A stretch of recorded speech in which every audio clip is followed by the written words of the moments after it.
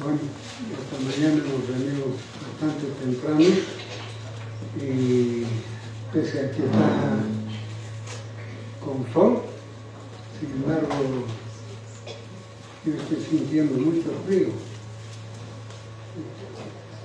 Muy bien, hermanos, vamos a abrir nuestras Biblias en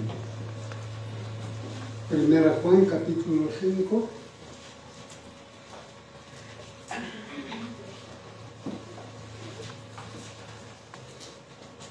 Y vamos a leer del versículo 16 al 21.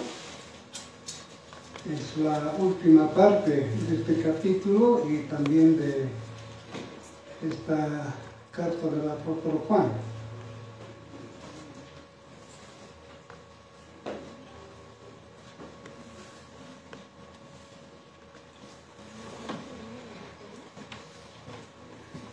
Recuerden, hermanos, que estamos llevando las pruebas si realmente nosotros hemos creído en Dios y en su Hijo, nuestro Señor Jesucristo. En esta última prueba, que es la cuarta prueba, es la certeza de vivir apartados del pecado. Versículo 16 dice así: si alguno viere a su hermano cometer pecado que no sea de muerte, le dirá, y Dios le dará vida.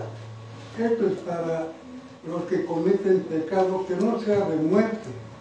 Hay pecado de muerte, por el cual yo no digo que se pida. Toda injusticia es pecado, pero hay pecado no de muerte. Sabemos que todo aquel que ha nacido de Dios no practica el pecado, pues aquel que fue engendrado por Dios le guarda y el maligno no le toca. Sabemos que somos de Dios y el mundo entero está bajo el maligno, pero sabemos que el Hijo de Dios ha venido y nos ha dado entendimiento para conocer al que es verdadero, y estamos en el verdadero, en su Hijo Jesucristo. Este es el verdadero Dios y la vida eterna. Hijitos, guardaos de los ídolos. Amén. Vamos a orar. Padre nuestro que estás en los cielos, te alabamos y exaltamos tu santo nombre porque tú eres Dios, tú eres nuestro Padre, a quien podemos acudir con toda nuestra confianza.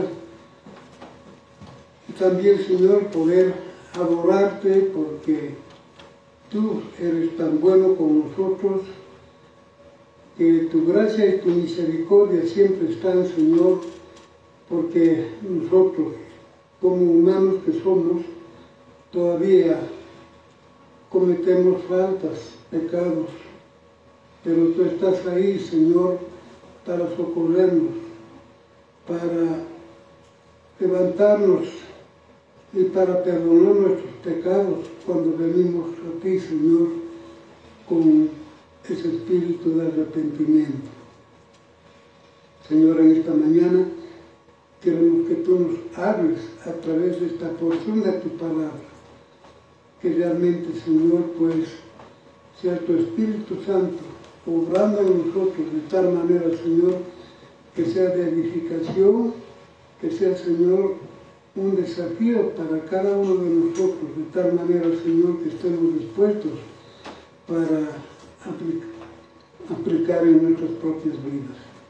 Señor, te rogamos que tú pues despejes de nuestra mente y de todo nuestro ser todo aquello, Señor, que pueda impedir que podamos, Señor, concentrarnos en tu palabra. Encomendamos, Señor, este tiempo en tus manos, en el nombre de tu Hijo, nuestro Señor Jesucristo. Amén. Amén. Bueno, como hemos dicho, esta es la cuarta y última prueba, ¿no? Si estamos dispuestos o no a vivir apartados del pecado. Si vivimos en pecado, es una prueba clara de que no hemos creído en Dios y en su Hijo, nuestro Señor Jesucristo. Pero si vivimos en justicia y una vida apartada del pecado, es una prueba clara de que hemos conocido y hemos creído en nuestro Señor Jesucristo, en su obra perfecta realizada en la cruz del Calvario. La persona que quiere ser aceptado por Dios debe vivir una vida llena de justicia, debe vivir para Dios. Vivir en pecado y pensar que somos aceptados por Dios es un grave error. Este pasaje nos va a mostrar este tema que está relacionado con que los creyentes podemos vivir apartados del pecado. En primer lugar, el apóstol Juan aquí nos dice los privilegios de la intercesión y sus limitaciones. La actitud del creyente hacia los que caen no es arrojar piedras ni condenar, sino orar por ellos. Eso es lo que nos dice el apóstol Juan. Pero no podemos orar por una persona si aún sentimos o estamos ofendidos al mismo tiempo que pretendemos orar.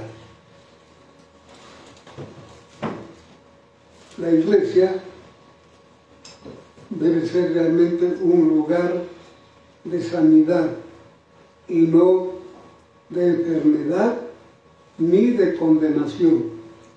La iglesia necesita ser un lugar de restauración y no de condenar a los creyentes.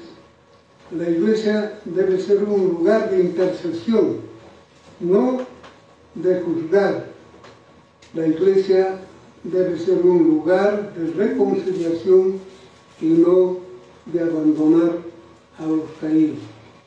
Nuestro Señor Jesucristo, recordemos que Él oró por el apóstol Pedro cuando Satanás estaba zarandeando su vida. Eso nosotros podemos ver en Lucas, el capítulo 22, 31 y 32. No vamos a ver lectura. Pero también podemos ver otros pasajes. El profeta Samuel en el Antiguo Testamento dijo al pueblo rebelde de Israel: lejos sea de mí que peque yo contra Jehová, cesando de rogar por vosotros.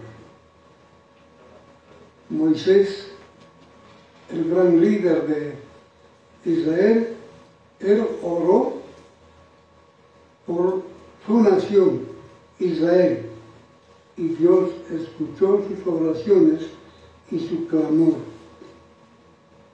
También Moisés oró por su hermana María, quien había pecado contra el Señor. Igualmente, esta oración fue respondida por Dios. Job, que hemos estado escuchando en nuestros devocionales, él intercedió por sus amigos que habían hablado mal de él y de Dios. El Señor lo perdonó. Hermanos, en la iglesia, especialmente los líderes, los ancianos, deben orar por los hermanos. Dice Santiago que deben orar por los enfermos. Y cuando confiesan sus pecados, dice, serán perdonados. Así como Dios nos deja a nosotros, así como Dios no nos deja a nosotros, tampoco nosotros debemos dejar a los caídos. Necesitamos suplicar a Dios que Él restaure su vida y los devuelva a la comunión. Cuando un creyente peca y confiesa su pecado, dice la palabra que Dios le perdona, en 1 Juan 1:9. Dios perdona el pecado del creyente cuando confiesa y se arrepiente. Cuando otros creyentes oran por él, necesitamos dejar en claro que Juan no está enseñando la posibilidad de perder la salvación en este texto. Juan no está diciendo que una persona espiritualmente viva, al cometer pecado, murió espiritualmente y perdió la salvación. Esto no es así. Dar vida significa restaurar la comunión con Dios, que es la fuente de la vida. Esto es lo que realmente el apóstol Juan nos quiere decir en este texto. No todo pecador recibe vida en respuesta a la oración. Juan dice que hay un pecado de muerte. El apóstol deja en claro la malignidad y la perversidad del pecado, afirmando que toda injusticia es pecado. En el caso de los hijos de Dios, sus pecados son purificados, son perdonados, propiciados por causa de nuestro Señor Jesucristo. Sus pecados no le conducirán a la muerte eterna. Ninguno de los pecados de los elegidos de Dios, de los creyentes, es de muerte, ni conlleva la muerte.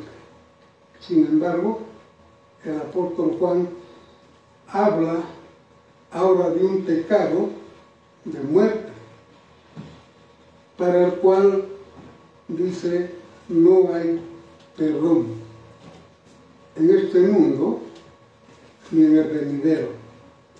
De esta manera, aquellos que ya estaban espiritualmente muertos, igualmente morirán eternamente.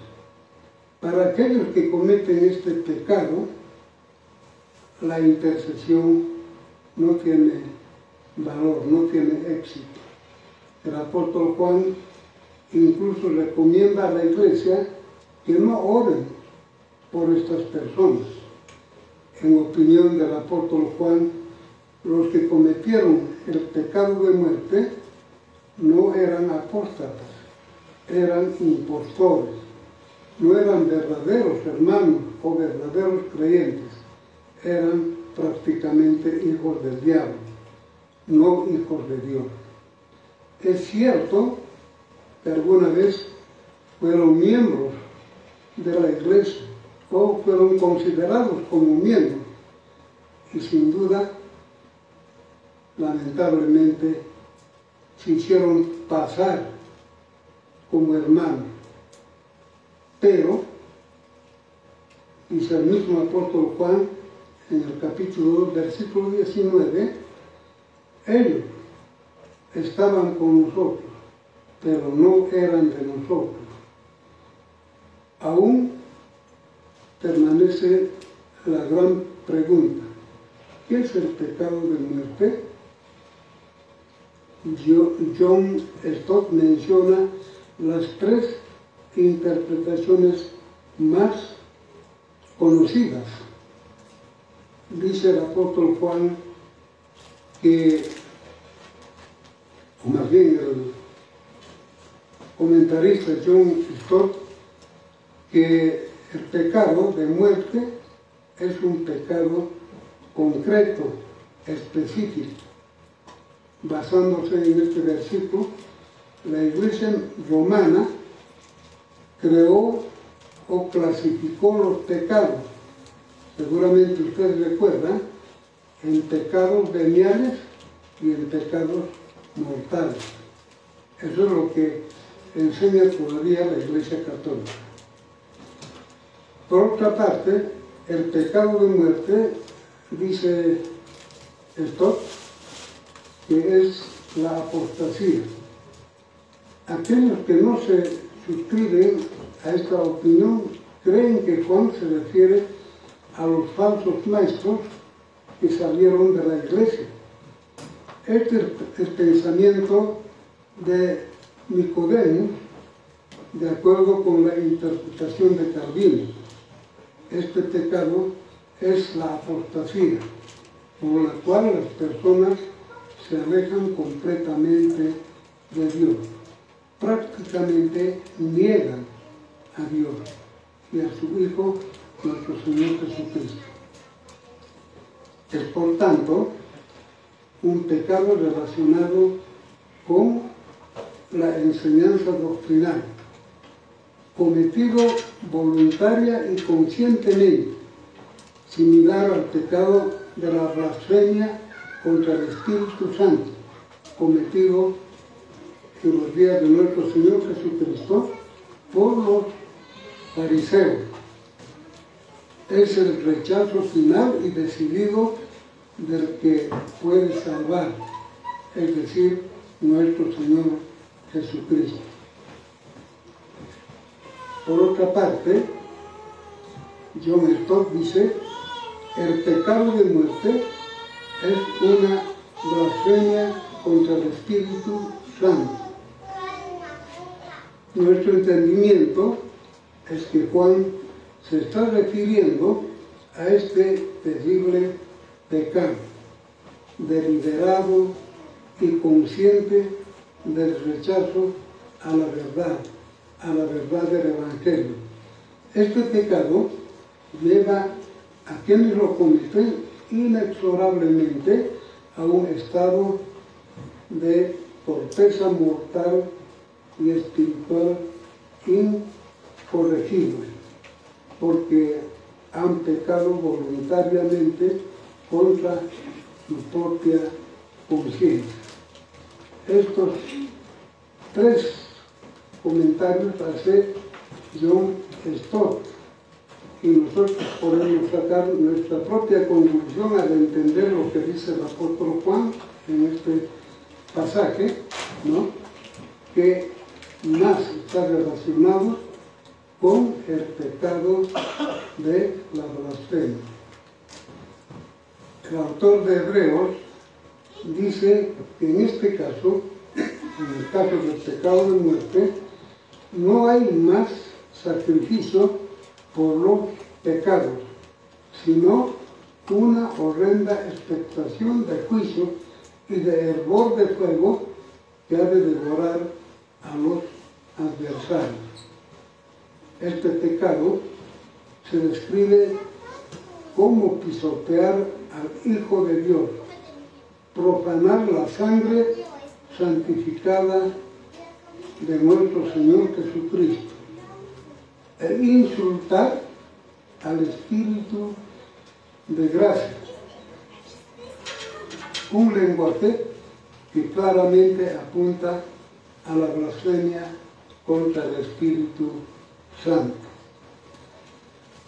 En segundo lugar, el apóstol Juan nos dice: el creyente es protegido y separado del poder del pecado. Los versículos anteriores, 16 y 17, decían respecto al pecado de muerte: este pecado hasta la muerte, para el que no hay perdón, no puede ser cometido por un verdadero creyente, ya que el creyente nacido de Dios no vive en la práctica habitual y continuada del pecado. El verdadero creyente es librado del poder del pecado. El nuevo nacimiento da lugar a un nuevo comportamiento, a una nueva conducta.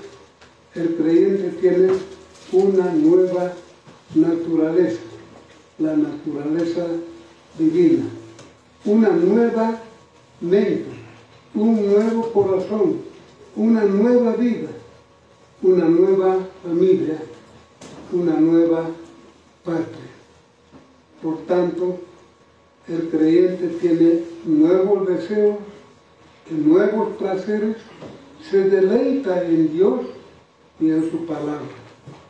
El apóstol Juan afirma que no es el creyente quien se guarda a sí mismo del pecado, sino que es nuestro Señor Jesucristo quien le guarda. Sin embargo, ¿por qué los creyentes necesitan ser guardados? Tenemos que reconocer que los creyentes no son inmunes a las tentaciones. El enemigo, el maligno, siempre está tratando de alcanzar a los hijos de Dios. Él está acostumbrado para mentir. Eso es lo que nosotros podemos ver desde un principio con Eva, cómo él utilizó la verdad de Dios engañosamente para convencer a Eva. Pero también podemos decir que el diablo está tratando de desanimar, desalentar y alejar al creyente de Dios cuando le trae sufrimientos, angustias, persecuciones. Y muchas veces algunos creyentes que no están firmes en el Señor, entonces se desaniman y dejan la iglesia. Otras veces el diablo lo que está tratando es de llenar de orgullo a los creyentes, de diferentes maneras. A veces por la capacidad, por lo que tienen o por lo que son. En fin, hay varias cosas que pueden influir para llenarle de orgullo y hacer que el creyente pues se aleje de Dios y piense que él por su propia cuenta puede vivir. Sin embargo, nuestro Señor Jesucristo, Él vino para destruir las obras del diablo. Y Jesús guarda y mantiene a salvo a los creyentes, a los hijos de Dios. Hermanos, necesitamos entender correctamente lo que significa la expresión cuando dice y el maligno no le toca. La palabra tocar solo aparece una vez más en el Nuevo Testamento y ha sido traducida como detente. Juan capítulo 20, versículo 17. El maligno ya no puede detener y controlar al creyente, porque Él es salvo en nuestro Señor Jesucristo.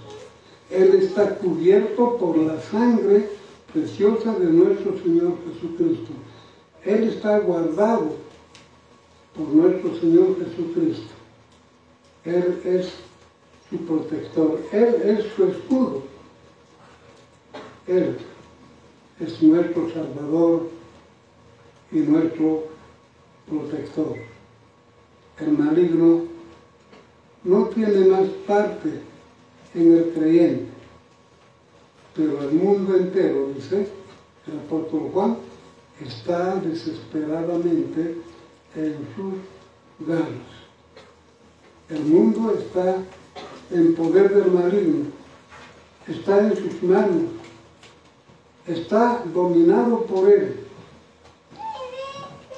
El mundo entero, dice, se ha hecho esclavo del diablo, pero los creyentes tienen la oportunidad y el privilegio de ser guardados por nuestro Señor Jesucristo. En tercer lugar, el apóstol Juan dice: Jesús es el verdadero Dios que nos protege de la idolatría. Jesús contrasta al Jesús divino humano con el falso Cristo del gnosticismo. Refuta el falso evangelio con el evangelio verdadero. El apóstol Juan denuncia las tinieblas del engaño con la luz verdadera. El Cristo que anunció el apóstol Juan es el verdadero Hijo de Dios, el Mesías, el Cristo. El Cristo que predica el gnosticismo es un falso Cristo. La palabra verdadero en este pasaje significa original, que no es una copia, es auténtico, que no es una imitación. Este versículo destruye toda la estructura de la teología de los herejes. Es la afirmación más inequívoca de la deidad de nuestro Señor Jesucristo que aparece en el Nuevo Testamento. Solo por medio de nuestro Señor Jesucristo, que es el verdadero Dios, dice el apóstol Juan, podemos nosotros, los hombres, ser salvos y librados del enemigo, del maligno, y ser libres mientras estemos en este mundo. La redención es la obra de gracia de Dios a través de nuestro Señor Jesucristo. Sin Él no podríamos conocer a Dios ni vencer el pecado. El apóstol Juan afirma que Jesús no solo es verdadero Dios, sino que también dice, nos dio el entendimiento claro para reconocer lo verdadero y estar en lo verdadero. El conocimiento y la vida van juntos, van de la mano. Conocemos a Cristo, estamos en Cristo, Jesús es el verdadero. Este es el gran tema del apóstol Juan. Él es el verdadero pan, el verdadero,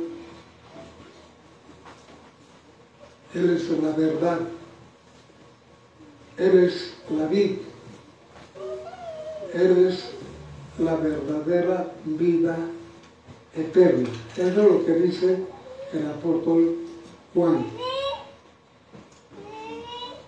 El mundo, lamentablemente, vive solo de apariencias, no conoce la verdad ni la realidad.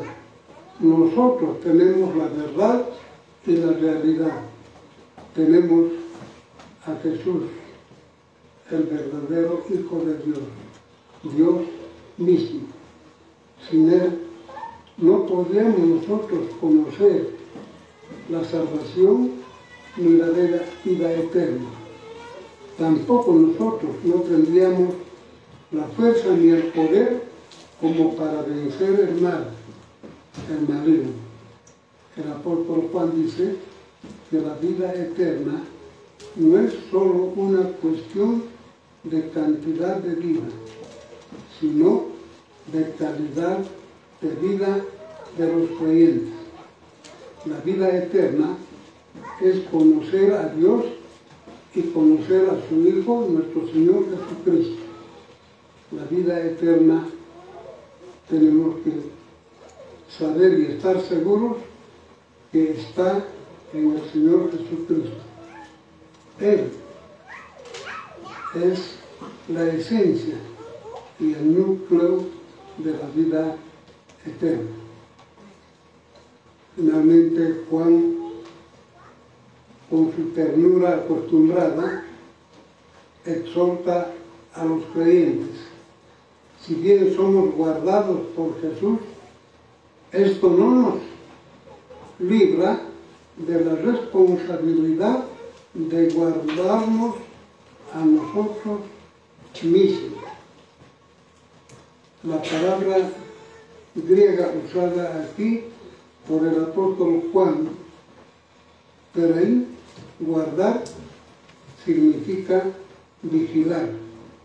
La Biblia, en otra versión, traduce este versículo así: mis queridos hijos, apártense de todo lo que pueda ocupar el lugar de Dios en sus corazones.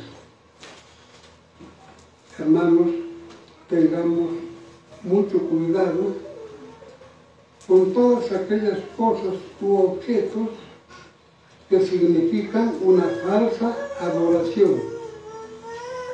De hecho, lo que Juan está diciendo aquí, cuando dice no abandonen lo real, lo verdadero por lo ilusorio, todos los sustitutos de Dios son ídolos. Es decir, todo aquello que ocupa el lugar de Dios son ídolos. Esto es lo que debemos entender. Y los creyentes estamos llamados a estar alertas y mantenernos firmes en la verdad de la palabra de Dios. Juan está escribiendo esta carta a los creyentes que vivían en Asia Menor, en su capital Éfeso, donde el apóstol Juan era el pastor. Una ciudad de muchos dioses. Aquí estaba el templo de Diana, una de las 7 maravillas del mundo antiguo. Éfeso fue el centro de este culto pagano. Se dice que en Éfeso se vendían amuletos que supuestamente daban poderes mágicos al destino de las personas. Los íconos de los templos habían producido un negocio rentable para los joyeros. Las personas compraban los íconos creyendo que el poder de Diana estaría donde quiera que los íconos fueran llevados. Éfeso también era la ciudad de la magia y la hechicería. Allí abundaban todas las formas de sectas y ocultismo. Allí floreció la astrología. En cada esquina de las calles había encantamientos, exorcismos y religiones místicas. A todo esto se sumaba el culto al César. Domiciano exigió el culto al César en Éfeso hasta su muerte en el año 94, ordenando a la gente que demostrara su lealtad quemando incienso ante el busto de César. Realmente no fue fácil ser un cristiano en Éfeso, porque no solamente ellos confrontaban la persecución, sino también confrontaban la idolatría.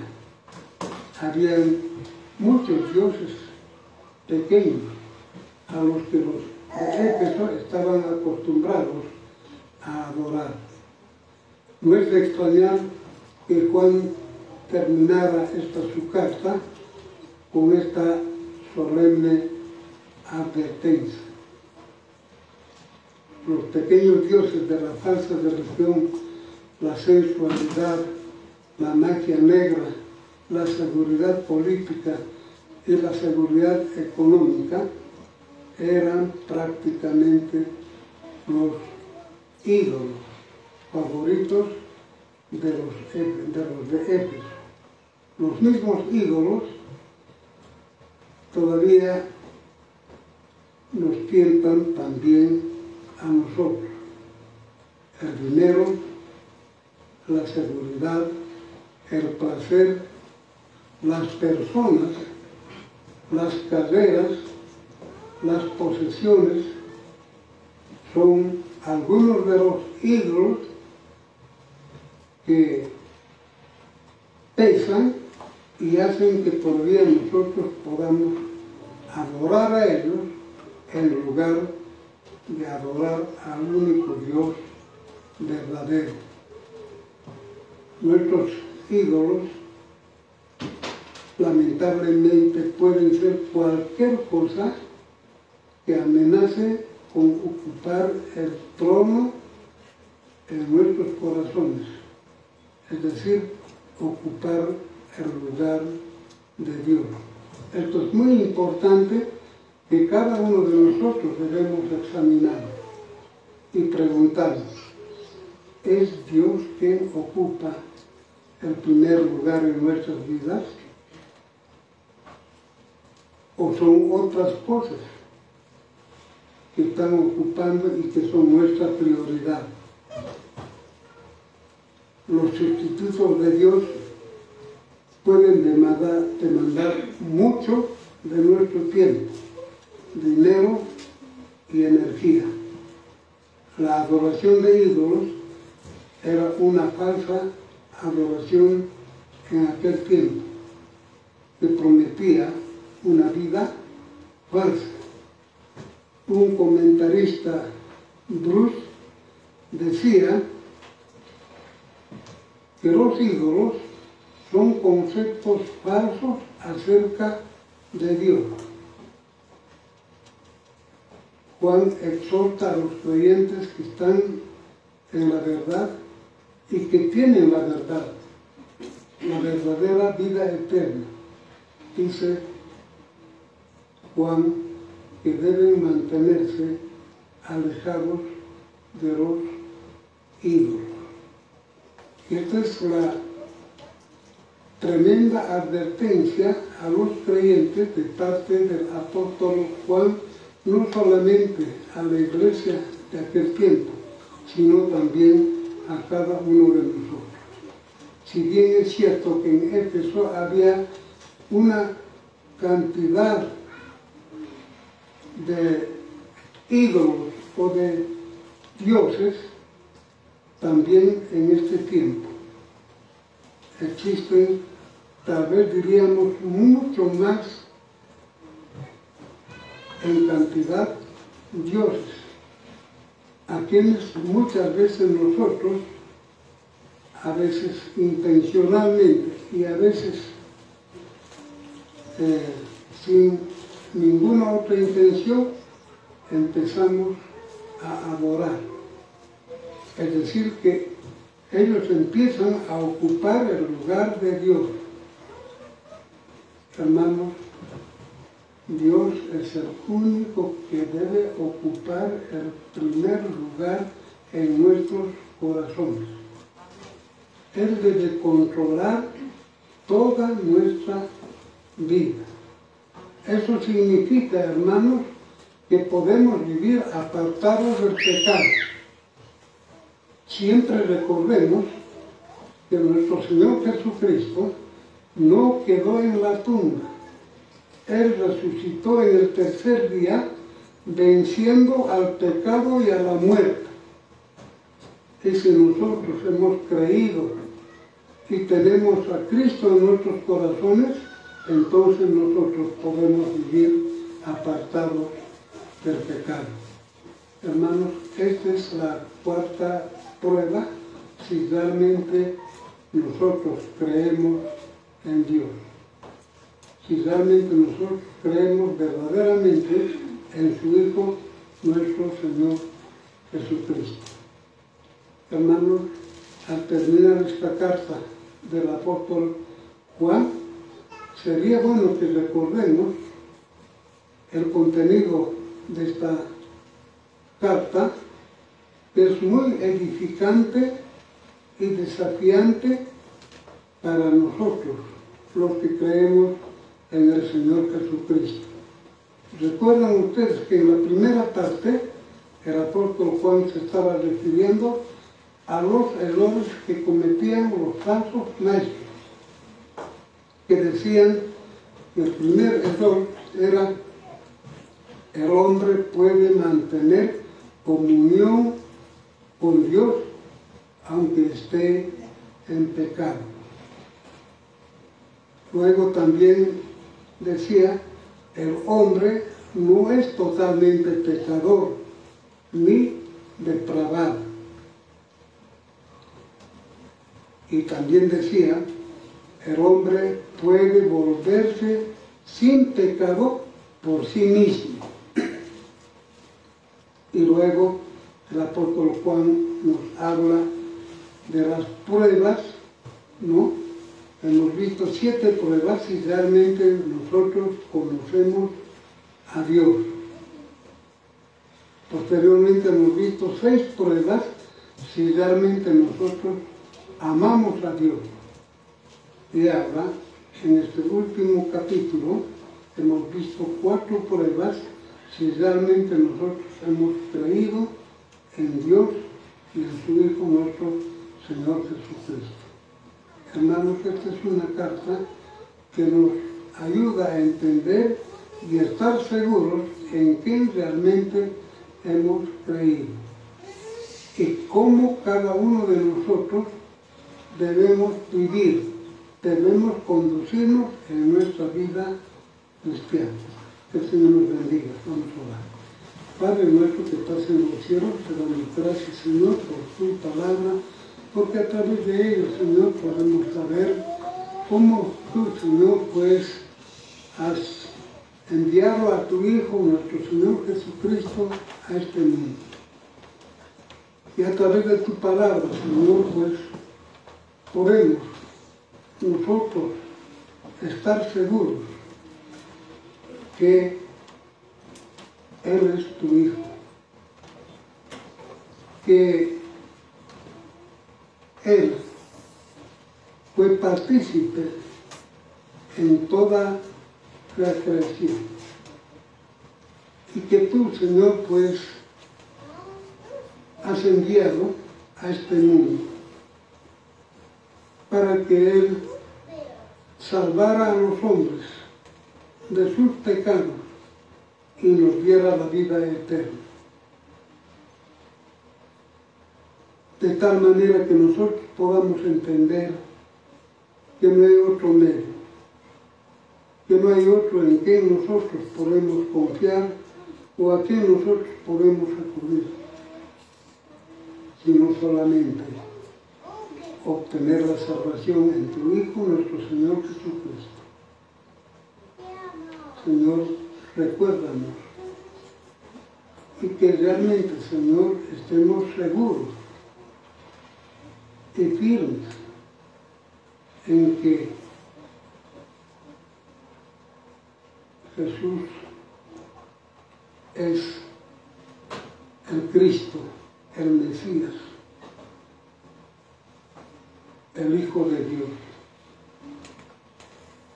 Quien se hizo hombre igual que nosotros, pero sin pecado.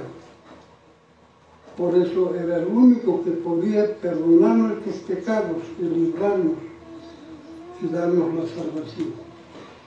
Gracias, Señor, por esa salvación tan grande. Que eso, Señor, sea un motivo para que nosotros, Señor, podamos amarte a ti, como dice el apóstol Juan. Que tú seas, Señor, el único motivo de nuestra adoración, de nuestro culto. Y así, como tú nos enseñas que debemos amarte a ti, también tú nos dices que amemos también a nuestros hermanos.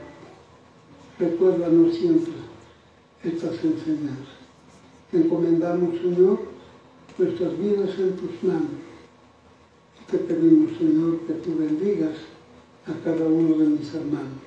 En el nombre de tu Hijo, nuestro Señor Jesucristo. Amén. Amén. Dios bendiga, hermanos.